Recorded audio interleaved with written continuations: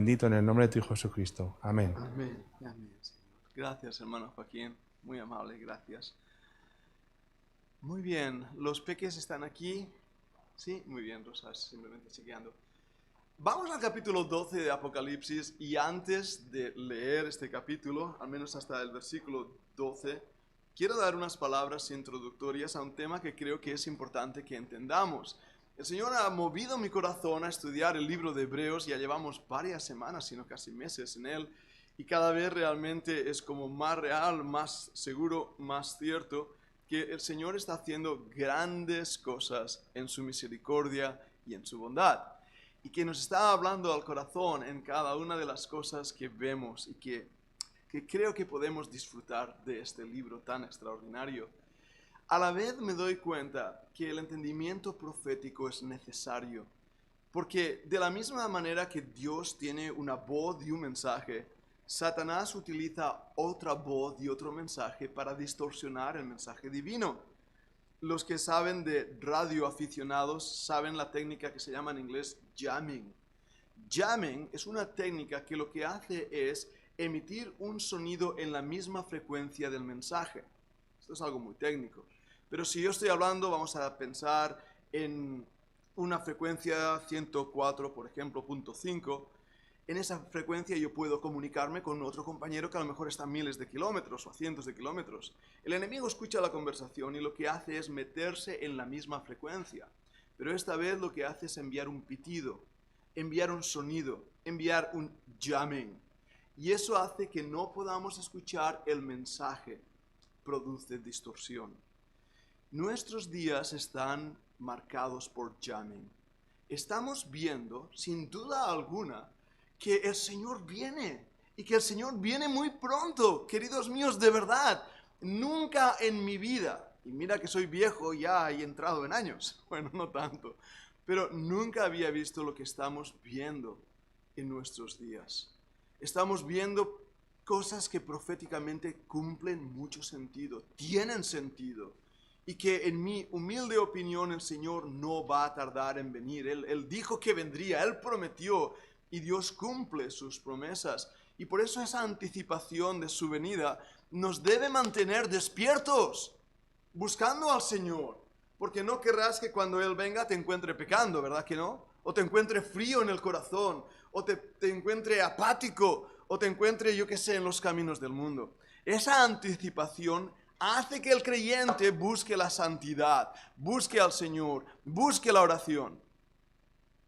Pero recordad que hay jamming. Satanás va a enviar otro mensaje que confunda a las personas. Y hoy desde púlpitos de iglesias grandes, populares, desde YouTube, se está enseñando que Cristo no va a venir, que lo que estamos viviendo es algo cíclico, que siempre ha habido pestilencias y ha habido desastres naturales y terremotos, y que eso de Apocalipsis es algo pretérito que pasó en el pasado, nada que ver con lo que estamos viviendo, que sí, Jesucristo volverá en la segunda venida después que la iglesia haya sufrido persecución y agravio y muerte, y entonces Cristo volverá, en ese momento se producirá el rapto, volveremos con Él en 2 segundos más o menos. Es jamming, no es el mensaje de la Escritura que debemos escuchar porque eso va a quitar nuestra fe y nuestra confianza.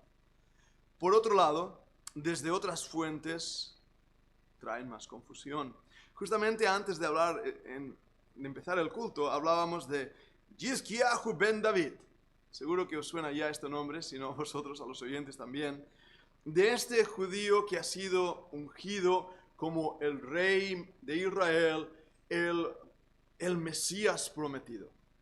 Y las redes se han llenado de quién es y cómo es y que es el anticristo y que este es un falso Mesías.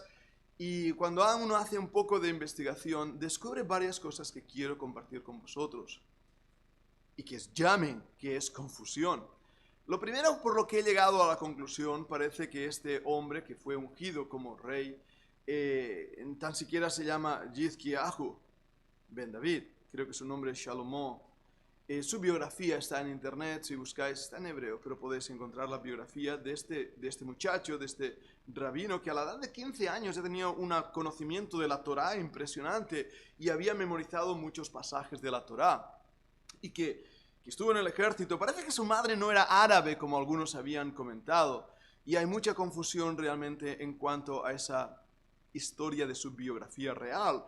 Pero parece que un rabí en Canadá inventó la historia de Yizkiyahu ben David y puso ese nombre para aplicarlo a este muchacho que estaba siendo escogido entre un grupo de ortodoxos, no en la totalidad de los ortodoxos, sino en un grupo de ortodoxos que le habían escogido a él como rabí del año, porque cada vez que hacen el Pesaj, la Pascua, escogen a alguien, este grupo especialmente, como el rabí escogido, el maestro escogido, y por eso estaban aceptando y le estaban besando sus manos y era como un iluminado entre ellos, pero no lo habían ungido como rey. De hecho, en las fuentes oficiales de Israel no se había escrito ni proclamado nada. Esta semana he estado hablando con contactos que tengo en Israel, les he dicho, ¿qué está pasando? ¿Qué sabes de esto?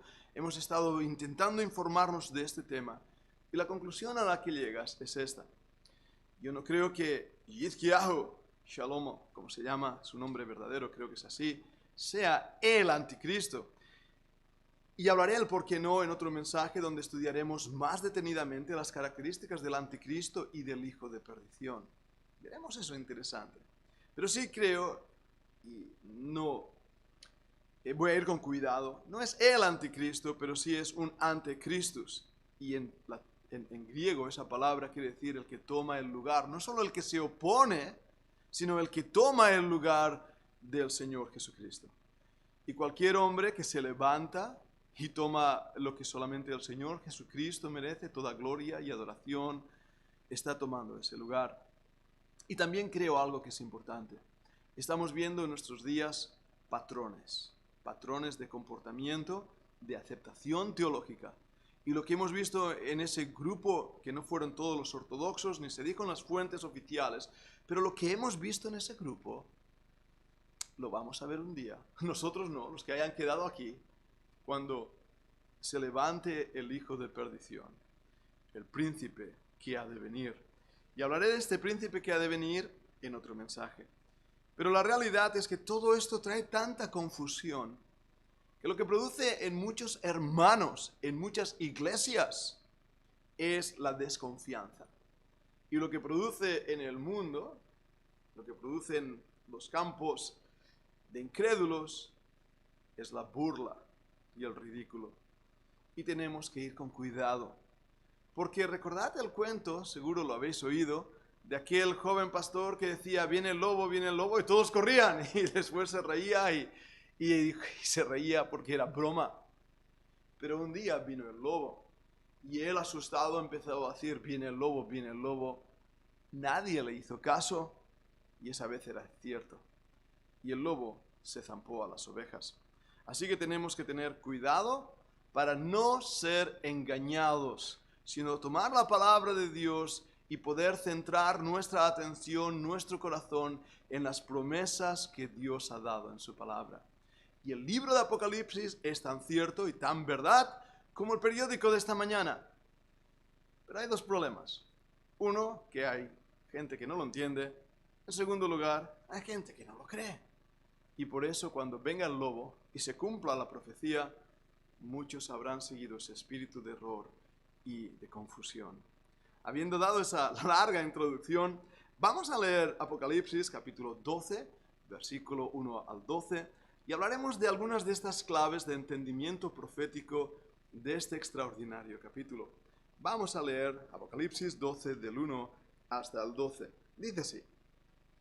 Apareció en el cielo una gran señal, una mujer vestida de sol, con la luna debajo de sus pies, y sobre su cabeza una corona de 12 estrellas.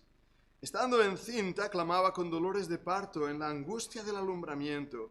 También apareció otra señal en el cielo. He aquí una gran dragón escarlata que tenía 7 cabezas y 10 cuernos, y en sus cabezas 7 diademas. Y su cola arrastraba la tercera parte de las estrellas del cielo, y los arrojó sobre la tierra. Y el dragón se paró frente a la mujer que estaba para dar a luz, a fin de devorar a su hijo tan pronto como naciese. Y ella dio a luz un hijo varón, que regirá con vara de hierro a todas las naciones. Y su hijo fue arrebatado para Dios y para su trono. Y la mujer huyó al desierto, donde tiene lugar preparado por Dios para que allí la sustenten por 1260 días. Después hubo una gran batalla en el cielo. Miguel y sus ángeles luchaban contra el dragón, y luchaba el dragón y sus ángeles. Pero no prevalecieron, ni se halló ya lugar para ellos en el cielo. Y fue lanzado fuera el gran dragón, la serpiente antigua, que se llama Diablo y Satanás, el cual engaña al mundo entero. Fue arrojado a la tierra, y sus ángeles fueron arrojados con él. Entonces oí una gran voz en el cielo que decía: Ahora ha venido la salvación, el poder y el reino de nuestro Dios y la autoridad de su Cristo. Porque ha sido lanzado fuera el acusador de nuestros hermanos, el que los acusaba delante de nuestro Dios día y noche. Y ellos le han vencido, por medio de la sangre del Cordero y de la palabra del testimonio de ellos, y menospreciaron sus vidas hasta la muerte. Por lo cual, alegraos cielos y los que moráis en ellos. Ay de los moradores de la tierra y del mar, porque el diablo ha descendido a vosotros con gran ira, sabiendo que tiene poco tiempo. Vamos a leer hasta ahí. Vamos a intentar buscar las claves de interpretación de este pasaje. Y empiezo diciendo que debemos verlo en una gran perspectiva. Porque si miramos cada una de estas cosas que hemos leído, nos causa un poco de confusión, si no bastante.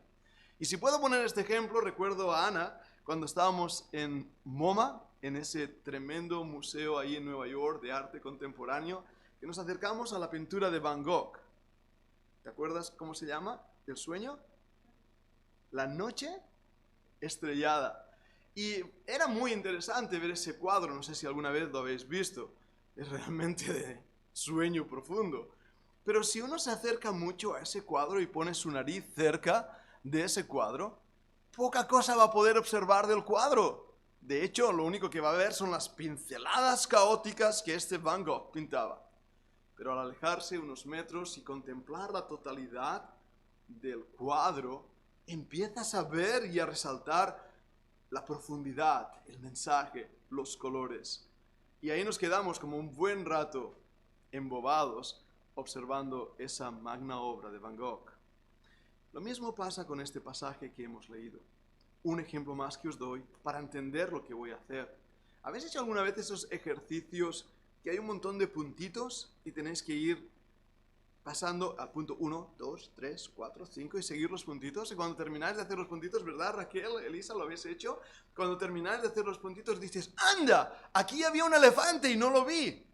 Tuviste que unir todos los puntitos para ver el elefante. Así en este pasaje, la correcta interpretación de la palabra de Dios se hace uniendo los puntos. No se hace a través de una interpretación alegórica donde un iluminado dice: oh, a mí me parece porque el Espíritu Santo me ha revelado. Así no se interpreta la palabra de Dios. Lo único que va a llevarte a esa manera de interpretar es a la mismísima locura teológica. La palabra de Dios se interpreta a través de una serie de normas hermenéuticas que te dan las claves de interpretación, a través realmente del estudio profundo de las lenguas originales en su contexto, porque un versículo fuera de contexto es un pretexto.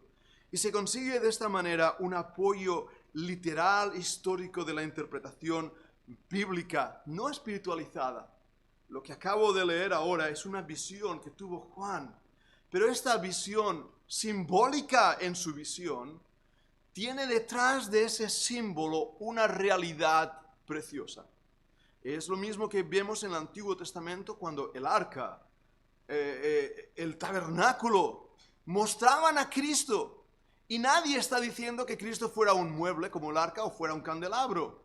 Sin embargo, los símbolos que representaban apuntaban a ese Mesías que tenía que venir, el gran Señor nuestro amante Salvador. Así, en Apocalipsis 12, vemos símbolos que debemos interpretar siguiendo los preceptos bíblicos. Vamos a intentar hacerlo y para ello nos acercamos a la historia. El capítulo 12 habla de la guerra y nos da realmente una visión generalizada. Hay una guerra en la tierra, es la primera fase, los versículos 1 hasta el versículo 6. Hay una segunda guerra, esta vez en el cielo, versículo 7 hasta el versículo 12. Y por último, hay de nuevo una guerra en la tierra, los versículos 13 hasta el final. Hoy no puedo tratarlo todo en esta interpretación, os estoy intentando dar las pinceladas para que veamos el cuadro.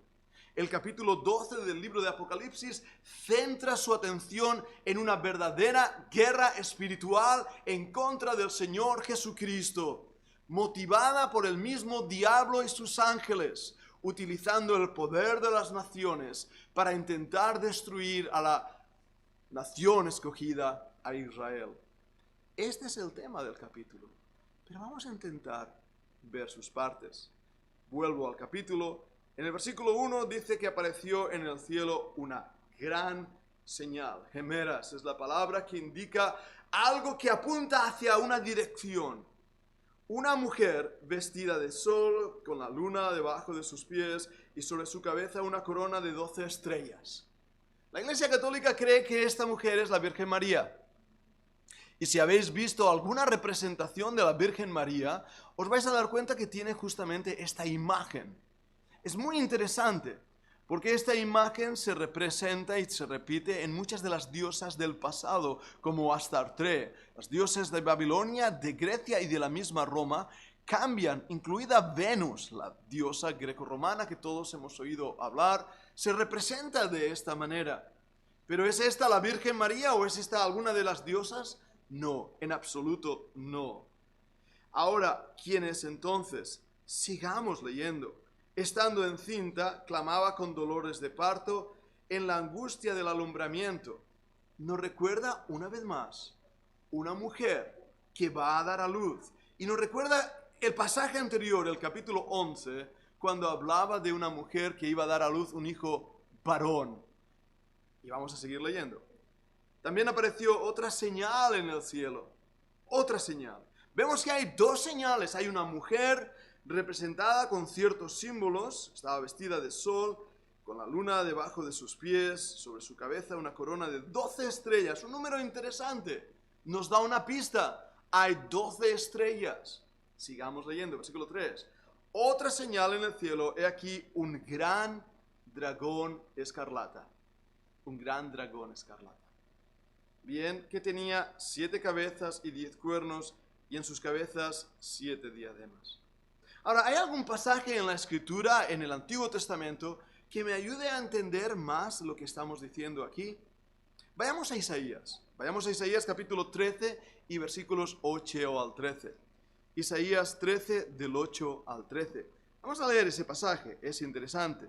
Isaías 13.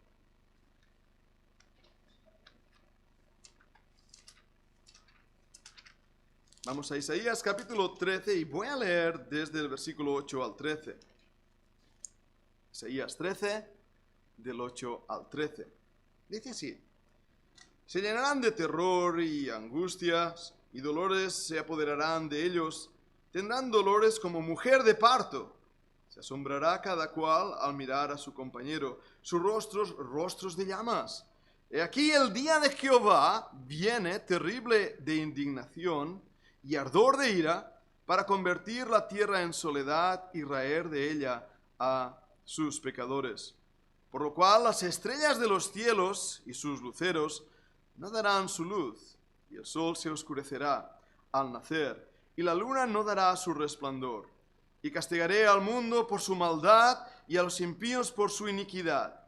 Y haré que cese la arrogancia de los soberbios, y abatiré la altivez de los fuertes. Haré más precioso que el oro fino al varón y más que el oro de Ofir al hombre, porque haré estremecer los cielos y la tierra se moverá de su lugar. En la indignación de Jehová de los ejércitos, en el día del ardor de su ira. Curiosa, ¿verdad? Es una lectura paralela. Y apunta que aquí en Apocalipsis capítulo 12 se está hablando de esa ira del Cordero que se acerca y está apuntando a un hecho tremendo, la realidad que algo va a acontecer con la misma nación de Israel, la nación que es la protagonista de este capítulo. Y la conclusión, por tanto, al leer estos versículos, debemos decir que esa mujer representa a Israel, la mujer con 12 estrellas. No es la Virgen María, no son las diosas paganas, es Israel. Pero hay algo más que debemos ver. Sigamos adelante para intentar descubrir entonces cuál es la otra visión que tuvo este dragón escarlata que tenía 7 cabezas. Bien, tendríamos que ir al libro de Daniel y descubrir en el libro de Daniel, y una vez más, debido al tiempo no voy a hacerlo, pero os invito a ir al libro de Daniel y descubrir ahí cómo las visiones de Daniel, los cuernos representan poderes humanos, los cuernos representan reinos y poderes. Y aquí tenemos que este dragón escarlata tenía 7 cabezas y 10 cuernos, y en sus cabezas 7 diademas. El libro de Daniel, y estudiaremos más adelante el libro de Daniel, nos revela es la identidad de este versículo. Creemos nosotros que lo que este versículo está hablando es de una confederación de países en la zona mediterránea, compuesta por 10 reyes, 10 cuernos, con 7 cabezas, es decir, de esos 10 hay 7 que tienen más poder, más autoridad. Debo ir con cuidado aquí, porque en esa interpretación que se ha hablado tanto, se ha llegado a decir que el mercado común, cuando empezaban a ser 10, era esta misma visión. Ahora ya no sé cuántos hay, 21, 22, son un montón de países los que forman parte del mercado común europeo. Nos confundimos. Y había cosas que nos llamaban la atención, como por ejemplo la bandera de Europa, inspirada justamente en esta visión de Apocalipsis 12. Y no lo digo como una acusación aleatoria. Tengo un artículo bastante extenso en casa que habla como el que se inspiró para crear la bandera europea, se inspiró en esta visión, las estrellas. Y no lo digo aleatoriamente porque la moneda, antes de llamarse euro, se llamaba con otro nombre, ecu. Y el símbolo de esa moneda era una mujer cabalgando sobre una bestia. ¿Son bromas de mal gusto? Aquellos que lo han hecho están intentando enviarnos un mensaje para asustarnos. Yo creo que el diablo, que sabe más por viejo que por diablo, a veces no se da cuenta que en su querer destruir a Dios, lo único que hace es cumplir el propósito divino. Y de esta manera creo que en los últimos días, sea el mercado común o sea otra unidad, otra unión, va a existir una confederación de países. Algunos han dicho incluso que es que no se refiere a países, España, Portugal, Francia, sino a grupos étnicos, hispanos, latinos, francos, germanos.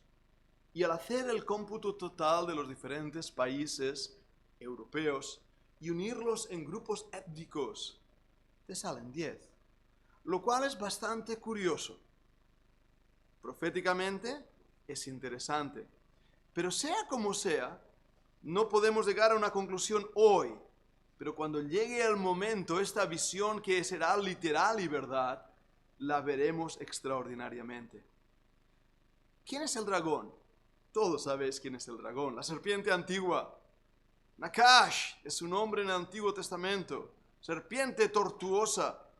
También la palabra Rahab, como la ramera que fue salva por la gracia de Dios, cuyo nombre quiere decir serpiente. ¿Y quién es esta serpiente sino el mismo diablo, la serpiente antigua? Vete el versículo 8 a 4, que habla de su cola. Ahora su cola arrastraba la tercera parte de las estrellas del cielo y los arrojó sobre la tierra. ¿Qué es su cola? ¿Hay algún versículo en la Biblia, una vez más, que nos ayuda a poder interpretar el texto? Fijaros que no me estoy inventando nada. Eso lo hacen los maestros iluminados para pensar que ellos han recibido una nueva revelación del Espíritu Santo y que ellos van a ser los que van a traer un mensaje oculto que nadie más ha visto sino ellos. Farsantes que toman la palabra de Dios como pretexto para su propia locura. Pero vayamos a buscar en la palabra de Dios lo que ésta nos enseña. Y vayamos, por ejemplo, a Isaías 9, 14 al 15. Isaías 9, 14 al 15. Volvamos al libro de Isaías para encontrar respuestas en la misma palabra de Dios. Isaías 9. Vamos a leer los versículos 14 y 15. Es interesante. Mira lo que dice. Isaías 9, versículo 14. Y Jehová cortará de Israel cabeza y cola, rama y caña, en un mismo día. Eso es simbólico. Ese versículo que acabo de leer nos habla de unos símbolos. ¿Pero quiénes son? El versículo 15 nos da la respuesta. El anciano y venerable de rostro es la cabeza. El profeta que enseña mentira es la cola. En la Biblia, la cola es la representación de la falsa doctrina que arrastra con esas falsas doctrinas al que no tiene un corazón fundado en la autoridad de la palabra de Dios. Así que ahora, al leer el versículo 4, y su cola arrastraba la tercera parte de las estrellas, entendemos que la serpiente antigua, el mismo diablo, utiliza la falsa doctrina, el error doctrinal, la apostasía, la falsa teología, para arrastrar a los indoctos y a los que no entienden la profundidad del texto bíblico, con el mismo error del diablo, la cola. Es lo que hizo Satanás cuando se rebeló. En Isaías 14 y Ezequiel 28, ahí leemos cómo levantó con sus mentiras, así llamado, el mentiroso. Y nosotros últimamente, no sé por qué, empezamos a llamar al diablo el mentiroso. Pero es porque es mentiroso, es padre de mentira. Y él con sus mentiras engañó, cegó y motivó a una tercera parte de los ángeles para que se rebelaran. Y aquí las estrellas representan a esos ángeles. Nos apunta entonces a quién es la serpiente antigua. Nos apunta a su metodología que no ha cambiado. La falsa doctrina, el error bíblico. Y nos muestra cómo su falsa doctrina arrastra aún a los mismos ángeles caídos. Pero sigamos leyendo. Porque su mente diabólica y perversa tiene un objetivo, un único objetivo: destruir al pueblo santo. Mira lo que dice este versículo 4, cuando dice que arrojó las estrellas sobre la tierra y el dragón se paró frente a la mujer que estaba para dar a luz a fin de devorar a su hijo tan pronto como naciese, y ella dio a luz un hijo varón que regirá con vara de hierro a todas las naciones, y su hijo fue arrebatado para Dios y para su trono. ¡Wow! ¡Qué versículo! ¿Y quién puede ser este que es arrebatado para Dios y para su trono? Nadie más que el Señor Jesucristo. Entonces, ¿quién puede ser esta mujer que iba a dar a luz? ¿María? No. Ya hemos identificado a esa María, a esa mujer como la nación de Israel. Y el propósito del diablo era destruir al Señor Jesucristo. Y el propósito del diablo continúa siendo destruir al Hijo de Dios, pero no obtendrá la victoria. Él vive, y vive con poder, y vive con gran gloria, y vive realmente para que nosotros también vivamos con Él. El ataque del diablo, la guerra del diablo, es fuerte. Y creo que el antisemitismo que hemos visto por tantos años es un antisemitismo salido del mismo infierno. De todos es conocido que las SS, los soldados especiales de Hitler, hacían ritos satánicos y conjuros ahí en una de las fortalezas del Reich y prometían destruir a los judíos. La profundidad del diablo es grande y el odio que él tiene hacia la nación santa es grande. Pero viendo que no ha podido destruirlo, lo que ahora hace es confundirlo y cambiar la verdad de Dios en mentira. ¿Sabéis que el judaísmo actual no es realmente el seguimiento de la Torá? de la palabra de Dios. Mucho de lo que los judíos hacen en sus prácticas está basada en el Talmud y en las enseñanzas de los antiguos rabíes. Y aunque os asuste lo que os voy a decir, basada en la Cábala sefardí española. Las enseñanzas de este judaísmo se apartan, por lo tanto, de la profundidad de la palabra de Dios para seguir las mismas enseñanzas del diablo. Porque ya que Satanás no pudo destruir a la nación santa, intenta confundirla. Tal como he dicho al principio de este mensaje, enviando un yamin, enviando una confusión, un sonido que confunde al oyente. Pero dejadme deciros, Dios protege a esa nación santa. No todo Israel es el Israel de Dios. No todos los judíos han creído en el mismo Dios que tú y yo adoramos. Nosotros adoramos a un Dios trino. Y creemos que Jesús era el Mesías prometido, el Goel de Israel. Y creemos que Él es el Rey de Reyes y Señor de Señores. Pero como habéis visto y como mencionaba, aún algunos grupos judíos están dispuestos a escuchar a Yiscaihu ben David, pensando que Él es el Mesías prometido. Y su furia y su engaño es atacar a Jesucristo diciendo que Él no cumplió la ley. Cuando no entienden que Jesucristo fue el cumplimiento de la ley, no porque Él fuera a rajatabla con todas las prácticas judías. Él rompió el Shabbat muchas veces. Y eso puede asustar a algunos. Y Él mismo rompió la ley cuando la ley decía que una mujer debía ser apedreada y Él dijo, está bien hacerlo. Primero que no haya pecado, tire la primera piedra. El Señor Jesucristo cumplió la ley, no porque Él cumpliera a rajatabla cada uno de los preceptos que los fariseos habían establecido, sino porque Él fue el cumplimiento de las promesas de la ley mosaica. Él fue el cumplimiento de los tipos del Señor había dado, que Elohim había dado en el Antiguo Testamento. Pero no quiero apartarme del tema. Vayamos a mi última sección para ver cómo Dios protege a Israel. Y es interesante en este versículo 6, cuando habla que la va a sustentar por 1260 días. Es interesante porque hemos hablado muchas veces de este número y hemos visto cómo Dios tiene un plan perfecto para esa nación durante 3 años y medio. Eso no es casualidad. Eso es establecimiento de un pacto que Dios va a guardar con Israel. Ahora, después, dice versículo 7, hubo una gran batalla en el cielo.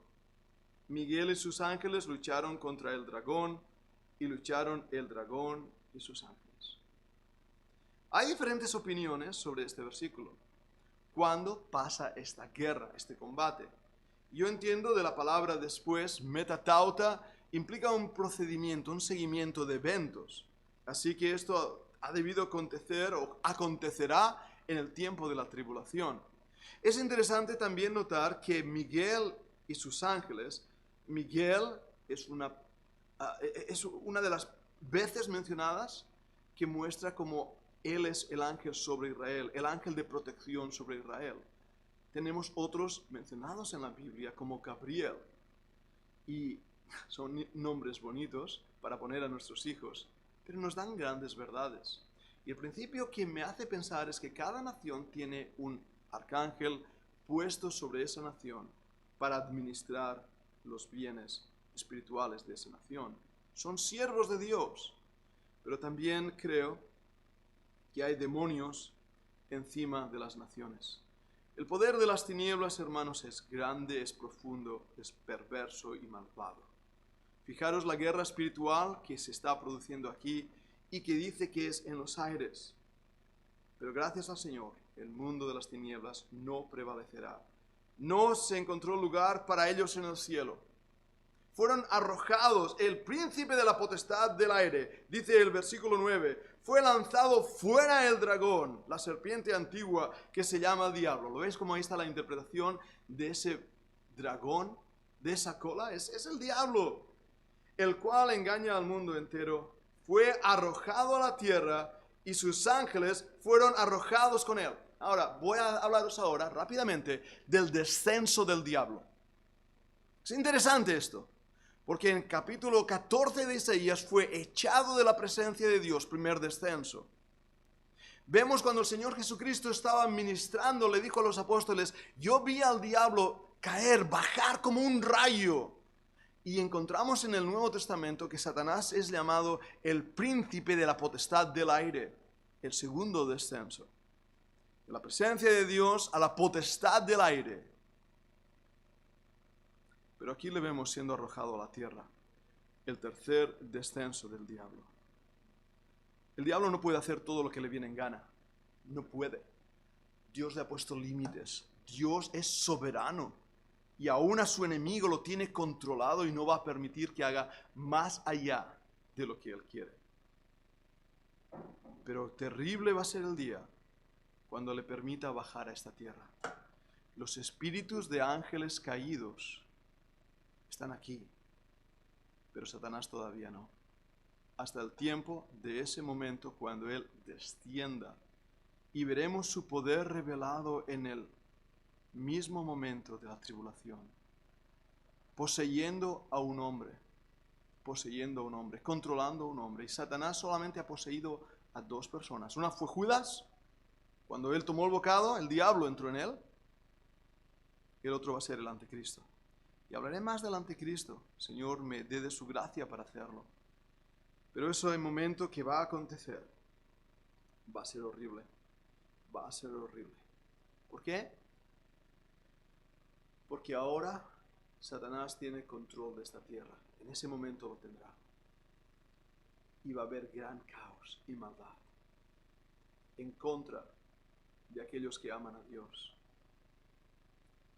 Gracias a Dios por su poder. Mira el versículo 10, y voy a terminar ya en esta última sección del versículo 10 al 12.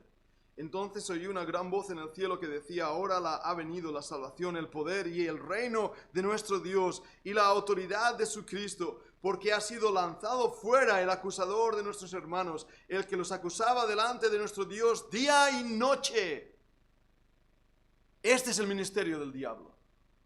Y Dios lo arroja de su presencia. Y no quiere escuchar más una sola acusación en contra de uno de sus hijos.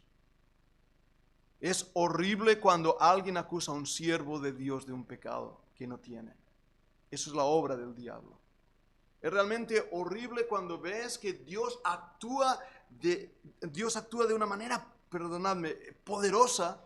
Dios actúa poderosamente para destruir el poder de las tinieblas y el poder del diablo. Porque Dios controla. Él tiene absoluto poder. Y aquí vemos como el acusador de los hermanos, la serpiente antigua, el engañador, va a ser silenciado para siempre. Recordad el pasaje en el libro de Job, cuando Satanás se acerca a Dios mismo y empieza a acusar a Job. Empieza a poner en duda incluso el amor de Dios hacia Job. El acusador de los hermanos. Ese privilegio que Satanás tuvo en el libro de Job no lo va a tener en este momento.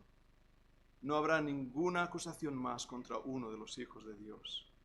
Ahora, me gusta el versículo 11, donde dice, y ellos le han vencido. ¿Cómo le han vencido? ¿Con sus fuerzas? ¡No! Nadie puede vencer al diablo, humano que me escuchas. Satanás es más fuerte que tú, los demonios son más fuertes que tú, el poder de las tinieblas es más fuerte que tú. No intentes ni discutir con el diablo. He oído a pastores y predicadores diciendo, ¡te reprendo! ¡Enmudece, calla! Satanás es más fuerte que tú. El mismo arcángel, cuando discutían sobre el cuerpo de Moisés, no se atrevió, sino dijo, el Señor te reprenda. La autoridad no es nuestra, viene del Señor. Pero la Biblia dice, y ellos le han vencido. ¿Cómo? Por medio de la sangre del Cordero y de la palabra del testimonio de ellos, y menospreciaron sus vidas hasta la muerte. Solo hay una manera de vencer al diablo y sus huestes, amados míos. Es a través de la sangre del Cordero. Implorad para que esa sangre os proteja, os guarde, haga un círculo a vuestro alrededor que impida al enemigo entrar en vuestras vidas. Pero escuchad la palabra, porque el mismo Señor Jesucristo respondió al diablo en la tentación de Mateo 4 con la palabra de Dios. Astuto era el diablo al utilizar la misma palabra de Dios. Él la conoce. la usa, la tuerce, su doctrina, como hemos visto, su cola arrastra al error. Él sabe retorcer las Escrituras y usarla en contra del mismo Hijo de Dios cuando le dijo, escrito está. Pero el Señor Jesucristo le dijo, también está escrito. Y la única manera que nosotros como siervos del Señor tenemos es utilizar la palabra de Dios para defender la verdad. Y por último, no solo la sangre y la palabra, sino nuestro testimonio. Nuestro testimonio, queridos míos, tapa la boca del enemigo. Satanás no tuvo nada que decir de Job. Enmudeció, cayó, no tenía nada que decir. Satanás no tiene nada que decir con aquellos que han sido lavados con la sangre del Cordero. Y tienen a su lado un verdadero juez justo que perdona, lava y restituye y les ayuda a caminar. Ahora, ¿cómo termina el mensaje y esta enseñanza? El versículo 12, donde dice, por lo cual, alegraos. Y sé que es profundo y duro lo que digo, pero hay una alegría en los cielos. Y los que moran también en ellos, en los cielos. ¿Por qué hay una alegría? Porque la ira del Cordero se acerca, el día de venganza viene. Y como he leído en Isaías, al principio del mensaje, Isaías 13, el día de Jehová grande y terrible cumplirá su propósito. Aquellos que al cielo escupen, en la cara le cae. Pruébalo si no me crees, escupe hacia arriba. Verás dónde va a parar tu escupinajo. A tu misma cara. Así aquellos que se burlan de Dios y le desprecian. Escucharán ese ay de los moradores de la tierra y del mar, los marinos que andan por ahí, en los atlánticos perdidos, en los océanos perdidos. Porque el diablo ha descendido a vosotros con gran ira, sabiendo que tiene poco tiempo. Poco tiempo. Él no es eterno, Él tiene poco tiempo. Pero hermanos míos, tú y yo, junto a nuestro Señor Jesucristo, reinaremos por siempre a su lado. No en base a nosotros, sino a sus promesas que nos ha dado, a su sangre bendita, a sus palabras que han sido selladas con su misma sangre, y descansaremos con Él por toda la eternidad. El libro de Apocalipsis no es un libro para asustarnos, echarnos miedo, sino para que pongamos en Dios nuestra confianza, nuestra seguridad, nuestra victoria, porque de nuevo, como en el principio, se repiten esas palabras, ellos le han vencido. Nosotros somos más que vencedores. Debo dejar aquí el estudio, seguiremos el versículo 13 la semana que viene, pero vamos a orar. Señor, gracias por el poder de tu Santo Espíritu. Gracias, Señor, que no hay temor alguno cuando el Espíritu tuyo está al lado nuestro, para predicar tu palabra, para enseñarla con la autoridad que tu misma palabra nos da, para mostrar, Señor, que tu libro es infalible y que tu Santo Espíritu lucha, Señor, en contra de todo aquello que se opone, incluso al mismo diablo engañador, mentiroso, Señor, que con su cola arrastró a ángeles, ¿cómo no va a arrastrar también a los hombres al precipicio del horror y a la oscuridad? Pero gracias que tu sangre nos protege.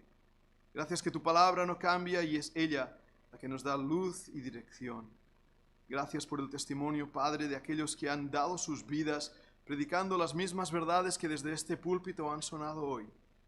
Gracias, Señor, porque no nos sentimos avergonzados del Evangelio, porque es poder de Dios para salvación a todo aquel que cree. Gracias porque hemos creído. Y nos has lavado, y nos has perdonado, y nos has puesto sobre la roca a nuestro Señor Jesucristo, quien fue el cumplimiento de la ley. Señor, gracias, porque nosotros somos tu Israel de Dios, y no nos hace falta seguir ciertas prácticas o modismos o modas, sino solamente hacer que nuestro corazón glorifique al Señor Jesucristo, y nuestras vidas le honren en el andar diario. Padre, gracias que nos has librado de la ira venidera, del juicio que vendrá. Gracias por tu poder y misericordia. En el nombre de Jesucristo. Amén. Pues gracias al Señor por su palabra. Vamos a ponernos de pie y bienvenidos los que acabáis de llegar también. Es una bendición teneros entre nosotros. Gracias, Sergio. Vamos a ponernos de pie para entonar